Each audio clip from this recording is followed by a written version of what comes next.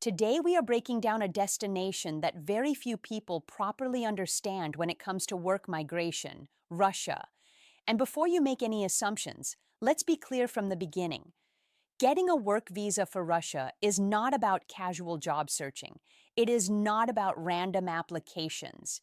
And it is definitely not a quick relocation system. It is a structured, employer driven legal process that requires precision, documentation, and the right strategy from day one. So, in this video, I'm going to walk you through exactly how the Russian work visa system works for applicants from anywhere in the world, step by step, in a way that actually makes sense in real life. And stay until the end, because I'll also explain the hidden challenges most applicants never hear about until it's too late. Let's begin with the most important concept. In Russia, you cannot simply enter the country and start working. You must have a legal work invitation issued through an employer. And that employer plays a central role in your entire visa process. Because unlike some flexible migration systems, Russia operates on a strictly employer-sponsored model, which means your job offer is not just part of the process, it is the foundation of the entire visa. Now let's break this down into a simple structure so you can understand it clearly. Step one is securing a legitimate job offer from a Russian employer who is authorized to hire foreign workers. Step two is the employer obtaining permission to employ foreign nationals. Step three is the official work invitation being issued for your visa application. Step four is submitting your visa application at a Russian consulate or visa center. Step five is entering Russia and completing registration procedures after arrival. Now, on paper, it sounds straightforward, but each step contains real-world complexity. So let's go deeper. First question: who actually gets work visas for Russia? The answer might surprise you. Russia hires foreign workers across multiple industries, but the opportunities are not evenly distributed. The strongest demand is typically in technical fields, engineering roles, construction and infrastructure work, energy sector jobs, manufacturing and industrial work, IT and software development, logistics and transport roles, skilled trades such as welding, machining, and electrical work, and in some cases, education and language-related roles. But here is the key truth most applicants misunderstand. Russia does not operate like open job market countries where thousands of employers freely sponsor foreigners. The system is controlled, regulated, and quota-based in many cases, which means employers must justify why they need foreign workers instead of local candidates. That alone makes employer selection extremely important. Now let's talk about the biggest barrier most people face: language. While not every job requires fluent Russian at a high level, in reality, Russian language ability dramatically increases your chances of employment.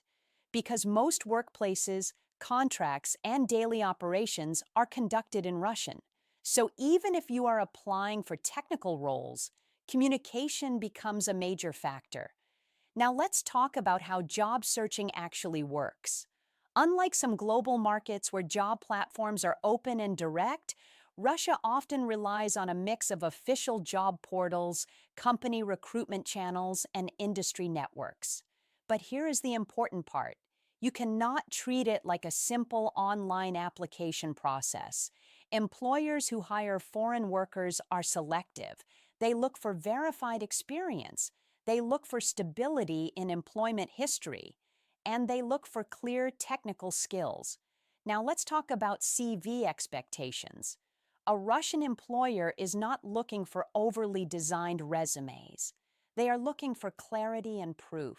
Your CV must clearly show your professional experience, exact job roles, duration of employment, technical skills, certifications, and real-world achievements. And most importantly, it must match the job you are applying for. Now let's talk about the employer responsibility stage. Once a company agrees to hire you, they must apply for permission to employ foreign workers. This is an administrative and regulatory process, and it is one of the most important steps in the entire system, because without this approval, nothing moves forward. After that, the employer issues an official invitation document. This invitation is what allows you to apply for your work visa. Without it, you cannot proceed legally. Now let's talk about visa application itself. Once you receive your official invitation, you apply through the Russian diplomatic mission in your country or region. You will typically need a valid passport, completed application forms, official work invitation, medical clearance documents, in some cases proof of qualifications depending on job type, and supporting identity documentation. Now, here is something very important.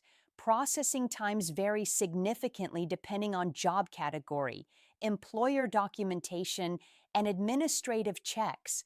So rushing the process usually leads to mistakes. Now let's talk about something most people do not expect. After arrival in Russia, there are registration requirements. You must officially register your stay within a specific time frame through your employer or hosting entity. This is not optional, it is part of legal compliance. Now let's talk about job categories more deeply. Russia has consistent demand in industrial and technical sectors. Engineering and infrastructure projects remain a major part of economic activity. Oil, gas, and energy-related industries also play a strong role in foreign worker demand. IT has also become increasingly important in recent years, especially software development, cybersecurity, and systems engineering roles. Skilled trades remain a backbone of foreign employment opportunities. Welders, electricians, mechanics, and machine operators are often in demand. But again, demand alone is not enough. Your ability to match employer expectations determines success. Now let's talk about a major misconception. Some people believe that getting a job offer guarantees a smooth visa process. That is not true. The employer must still comply with immigration regulations. Documentation must be correct. Permissions must be approved. And all steps must align with legal requirements. Any mismatch can delay or block the process. Now let's talk about something very important: verification. Authorities carefully review employment invitations and supporting documentation, so accuracy is critical. Fake job offers or informal agreements will not work in this system. Everything must be official and traceable through proper channels. Now let's talk about cost expectations. Applicants should be prepared for multiple expenses: visa processing fees, medical tests if required, document authentication or translation, travel costs, initial accommodation, and settlement expenses after arrival. Financial preparation is essential because early settlement can be challenging. Now let's talk about safety and realism. Russia is not a casual relocation destination. It is a structured labor migration system with strict compliance rules, so applicants must approach it with seriousness and preparation. Now, let's talk about what makes applicants successful. Successful candidates usually share a few common traits. They have strong technical skills. They present clean and consistent documentation. They understand employer expectations. They are flexible about roles and locations. And they follow instructions carefully throughout the process. Now let's talk about a major failure point. Many applicants apply without understanding job relevance. They send generic applications, they ignore language barriers, and they assume employers will adapt to them. In reality, employers look for immediate usability. Now let's talk about strategy.